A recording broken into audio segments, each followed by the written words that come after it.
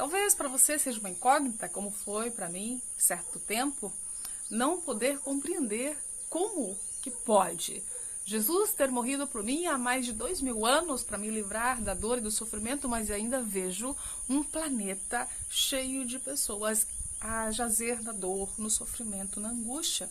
Como pode? João 3,16, que diz ali que Deus amou o mundo de tal maneira que deu o seu Filho unigênito para que todo aquele que nele crê não pereça, mas tenha vida eterna.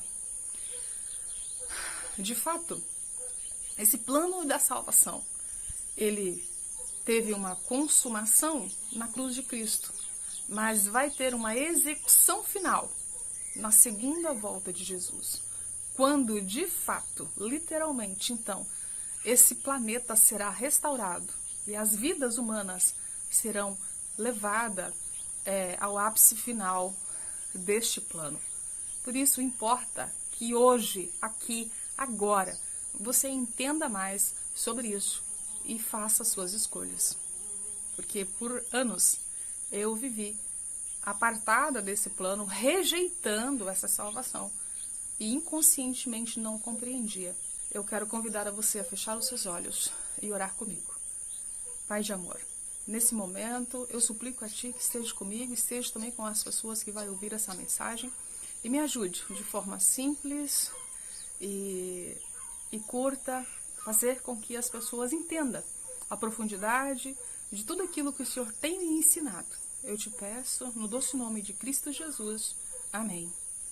Queridos, sabemos que temos um plano de salvação. O plano de salvação de Jesus, ele está aí dentro desse verso áureo. Deus deu o seu Filho unigênito para que todo aquele que nele crer não pereça, mas tenha vida eterna. Porque a salvação está nele. E se eu o tenho como o Senhor da minha vida, e se eu deixo Ele guiar os meus passos, logo eu faço parte do povo do reino de Deus.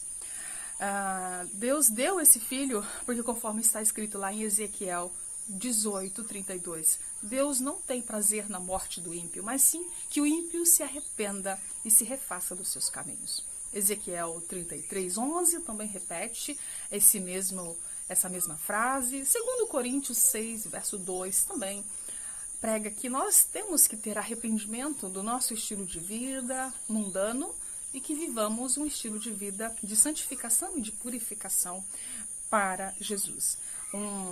Uma pessoa que aceita Jesus e não muda seu estilo de vida é uma aceitação vã, porque para aceitá-lo nós precisamos então estar permeados, dentro de uma mudança transformadora. Assim como o assassino que deixa de assassinar, assim como o ébrio que deixa de ser ébrio e passa a ser sóbrio, assim como uma pessoa que é corrupta deixa de ser corrupto, o adúltero deixa de ser adúltero, nós mundanos deixamos de ser mundanos. Foi assim comigo, eu era mundana, deixei de ser mundana.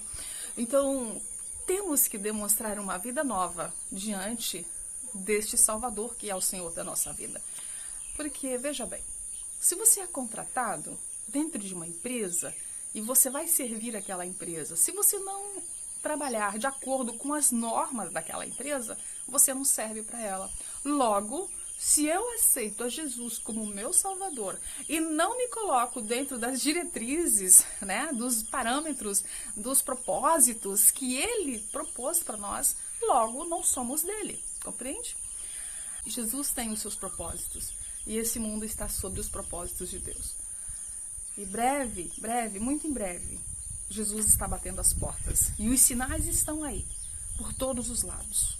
Não há quem não consiga dizer que Cristo está voltando, a não ser aquele que não presta atenção nos sinais e que não se importa, mas todos aqueles que se importam sabem, Cristo está chegando. Os sinais estão aí, sinais no mundo social, sinais no mundo religioso e sinais no mundo espiritual. Então, os sinais da volta de Jesus no mundo social está lá registrado em Mateus 24, do verso 6, 7, 10 e também 2 Timóteo 3, do verso 1 ao 4, que apresenta que nós veríamos rumores de guerras, nações contra nações. Eu quero chamar a tua atenção. Jesus disse essas palavras apresentando a sua volta. Hoje nós estamos aqui já passados de 2 grandes guerras mundiais. Nós não estamos ouvindo falar de rumores de guerras.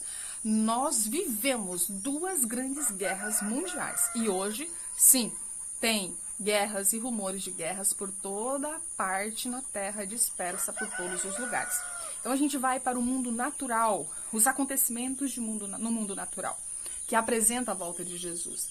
Mateus 24, do verso 7 e 29, apresenta ali terremotos, escurecimento do sol e da lua, queda de meteoros e acontecimentos no meio natural. E nós vemos que os terremotos aumentam em número a cada ano.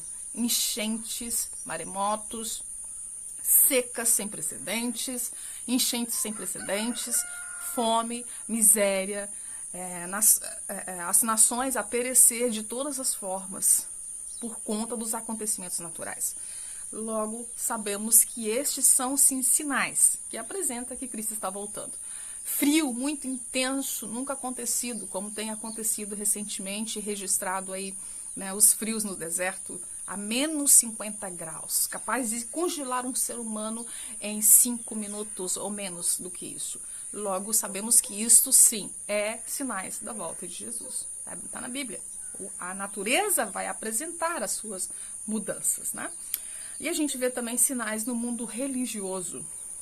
E esses sinais nos é apresentado pelo próprio Jesus em Mateus 24, no verso 4, 5, 11 e 24. E Jesus deixa bem claro, principalmente no verso 24, e haverá falsos cristos, falsos profetas, e o engano será baseado em milagres, prodígios e sinais, coisas eloquentes, né, que chamam a atenção do homem. E a iniquidade será multiplicada, ou seja, o pecado vai se multiplicar. E não é de se espantar, de observar que nós estamos dentro da pior geração já vista na face dessa terra. A geração mais corrupta, mais cruel, mais débil e também mais envolvida com o sobrenatural, sem se preocupar de onde vem esse poder. Eu fui assim, católica, envolvida com os poderes sobrenaturais dos santos, vi minha tia andar sobre as brasas, proclamando o nome de santos, Nossa Senhora Aparecida, da qual também era devota, e me envolvia com essas coisas sobrenaturais sem entender que a própria Bíblia, o próprio Deus, me proíbe de fazer isso. E quando eu pude entender sobre isso, então compreendi que não é o poder de Deus agindo aí.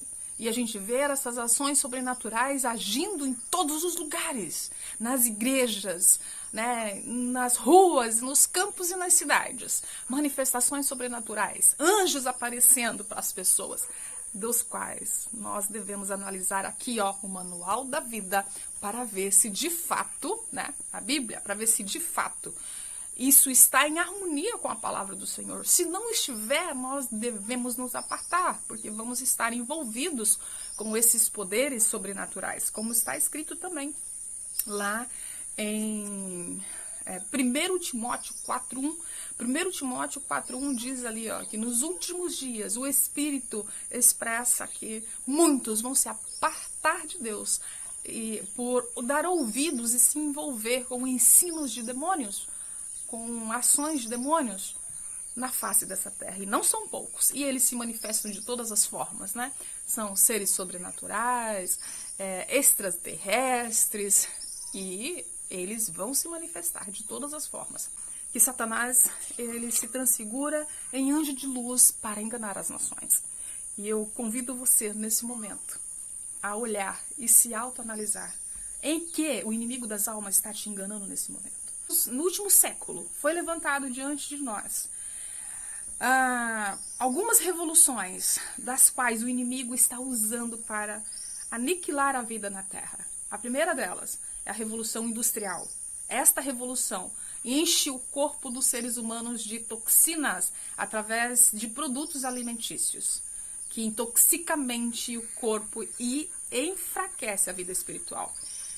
Nós temos também depois a revolução das drogas medicamentosas, drogas lícitas, ilícitas e proibidas, que está aí devastando a vida humana de certa forma. Existe uma pesquisa dos Estados Unidos que apresenta que o remédio, As drogas medicamentosas está em quarto lugar de mortes. Não é diferente no Brasil, no mundo inteiro, não é verdade? Nós temos a revolução das músicas, que está modificando o caráter e os valores das pessoas. Nós temos a revolução do cinema, a revolução das mídias, que está fazendo com que a geração atual seja de menor inteligência do que a geração passada. Então imagina que a geração de agora, como descreveu o neurocientista Michael Desmurger no seu livro A Fábrica dos Cretinos Digitais, ele apresenta claramente que a geração atual, os filhos de agora, é menos inteligente do que os pais. Você já imaginou como que vai ser o futuro dessa geração se Cristo não voltar? Eu sempre pergunto para os pais: pai, tua vida é fácil? Não. Imagina como será para o teu filho, sendo ele menos inteligente que você. Se hoje nós vivemos num mundo cheio de pessoas com desejo de suicídio e de ansiedade, de depressão, isso vai aumentar muito. Queridos, essas revoluções ela vêm para devassar a vida humana. Então a gente falou aqui a revolução da alimentação industrializada, das drogas, das mídias, das músicas, do cinema, que vem deturpar os valores, enfiar e inculcar nas pessoas ocultismo, satanismo e todas as coisas abomináveis ao Senhor. Leia a Bíblia e olhe o que as mídias apresentam e você vai ver o Senhor dizendo nos teus ouvidos, como ele disse para mim: isso me é abominável, isso eu detesto. Foi assim que ele me mostrou todas essas coisas e pude me apartar de tudo isso. Queridos, ainda tem a revolução do sexo livre, onde as pessoas delegam o meu corpo, minhas regras, a maior ignorância e estupidez e mentira já pregada nessa terra, porque não existe meu corpo, minhas regras, mas sim o meu corpo e as regras do corpo, e se eu não respeitar as regras do corpo, eu estou perdido. Porque o corpo tem regras, ele necessita do alimento verdadeiro que foi dado por Deus lá em Gênesis 1:29, que é o reino vegetal, para nutrir a necessidade da biologia. O corpo precisa dormir o suficiente e ir cedo da noite. O corpo precisa descansar. O corpo precisa de água. O corpo precisa de afeto. O corpo precisa ser respeitado. Senão o cérebro e todo o físico perece. E aí a gente vê a geração mais enferma sem precedentes na história humana. Não há força humana que mude as regras do corpo. Não há expressão social que passe por cima das regras do corpo, dizendo meu corpo, minhas regras. Com esse pensamento, a única coisa que vai se conquistar é dor, sofrimento, angústia e morte precoce. Nós temos essas revoluções da moda que inculca nas pessoas uma vida fútil, banal, vã, da qual eu vivi como esteticista, fortalecendo a vaidade nas pessoas, enfraquecendo a sua vida espiritual. Quando Jesus me mostrou isso, eu disse: eu não quero fazer mais isso, Senhor, não quero. Por isso, você não vai ver eu aqui esboçando uma alta performance no luxo, nunca, mas sim na simplicidade do campo, da vida simples, porque é isso que Deus deseja para mim, para você. E eu finalizo essa meditação de hoje, essa nossa quarta aula dessa série, convidando você a se autoanalisar dentro desses propósitos que Deus quer para você nesses últimos dias, porque Ele quer você com uma mente forte, limpa e tranquila. Porque se você não se apartar das coisas do mundo, você vai se encher de ansiedade, de depressão, de fraquezas, e você não vai suportar passar pelas dificuldades, que elas virão, e cada vez mais forte. Então você imagina ali, você vivendo no mundo, comendo o lixo que o mundo oferece, olhando tudo, ouvindo tudo, se enfraquecendo. E quando chegar a dificuldade até você, você não vai estar forte o suficiente para transpor essa dificuldade. E você não vai estar limpo, de mente limpa, porque o seu corpo não é lixeira. O seu corpo é templo de Deus, é templo do Santo Espírito de Deus. Está lá em 1 Coríntios 3, verso 16, 17... 1 Coríntios 6, verso 19 e 20. 1 Coríntios 10, verso 31. Quer comais, quer bebais, ou façais outra coisa qualquer, fazei tudo para a glória de Deus. E como que você faz para a glória de Deus? Cuidando de você, da sua saúde. Eu finalizo deixando esses versos e esses textos para que você medite e procure cuidar, tá bom? Que o Senhor esteja contigo. Oremos. Pai de amor, graças te damos, porque o Senhor é o nosso Deus, o Deus que nos cuida, que nos protege, que nos guarda. e que nos dá caminhos seguros a caminhar. Obrigado, Senhor. Nós te amamos e nos colocamos aos seus pés para que nos guie no nome santo de Cristo Jesus. Amém. E até a próxima aula. E mais uma vez, deixo aqui o convite a você. Se inscreva no canal. Compartilhe essa mensagem com um amigo, com um familiar. Convide mais pessoas a participar dessa série. Ela é muito importante, eu sei. Por mais que seja simples, Deus quer que chegue aos corações. Então, por favor, põe o seu dedinho aí para compartilhar essa mensagem. Esse é o meu pedido e também é o pedido de Deus. Vamos juntos fazer essa missão que é tão importante. Que Deus abençoe.